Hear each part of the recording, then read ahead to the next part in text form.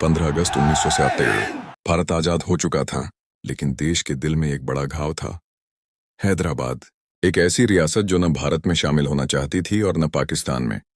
यहाँ के शासक निजाम उस्मान अली खान खुद को एक स्वतंत्र राजा बनाए रखना चाहते थे। उन्होंने कहा था, भारत के दिल में कैंसर को रहने नहीं दिया जा सकता। आज बात करेंगे उस 109 घंटे के मिशन की जिसने भारत का भविष्य बदल दिया। ऑपरेशन पोलो, जहां देश की 560 से ज्यादा रियासतें भारत में मिल चुकी थीं, वहीं निजाम टालमटोल कर रहे थे। उन्होंने भारत के साथ स्टैंड स्टिल एग्रीमेंट साइन किया, लेकिन पर्दे के पीछे कुछ और ही चल रहा था। हैदराबाद में कासिम रिजवी के नेतृत्व में रजाकार नाम की एक कट्टरपंथी सेना खड़ी हो गई। रजाकारों ने उन लोगों पर जुल्म शुरू कर दिया जो भारत में शामिल होना चाहते थे। पंडित नेहरू शांति से बात करना चाहते थे, लेकिन सरदार पटेल देख रहे थे कि निजाम गुप्त रूप से पाकिस्तान से हथियार मंगवा रहे थे और मामला यूएन तक ले जाने की कोशिश कर रहे थे। पटेल समझ गए, अब बातों का वक्त खत्म हो गया है।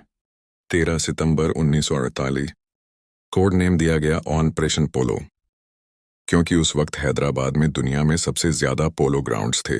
भारतीय सेना ने दो तरफ से हमला किया। पश्चिम से मेजर जनरल JN चौधरी और पूर्व से जनरल AA रुद्र के नेतृत्व में सेना आगे बढ़ी। निजाम की सेना और रजाकारों को लगा था कि वे भारतीय सेना को रोक लेंगे, लेकिन भारतीय टैंकों के सामने वे ताश के पत्तों की तरह ढह गए। सिर्फ 109 घंटों के भीतर, यानी 5 दिनों से भी कम समय में, हैदराबाद की सेना के हौसले पस्त हो गए। 17 सितंबर की शाम को निजाम ने हार मान ली।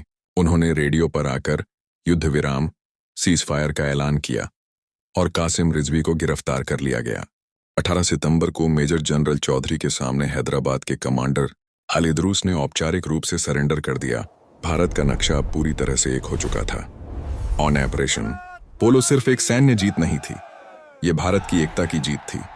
तो इसका श्रेय सरदार पटेल की दृढ़ इच्छा शक्ति और हमारे जवानों के शौर्य को जाता है। आपको क्या लगता है, अगर सरदार पटेल ना होते तो क्या हैदराबाद आज भारत का हिस्सा होता? कमेंट्स में जरूर बताएं। ऐसी ही ऐतिहासिक कहानियों के लिए लाइक और सब्सक्राइब करें।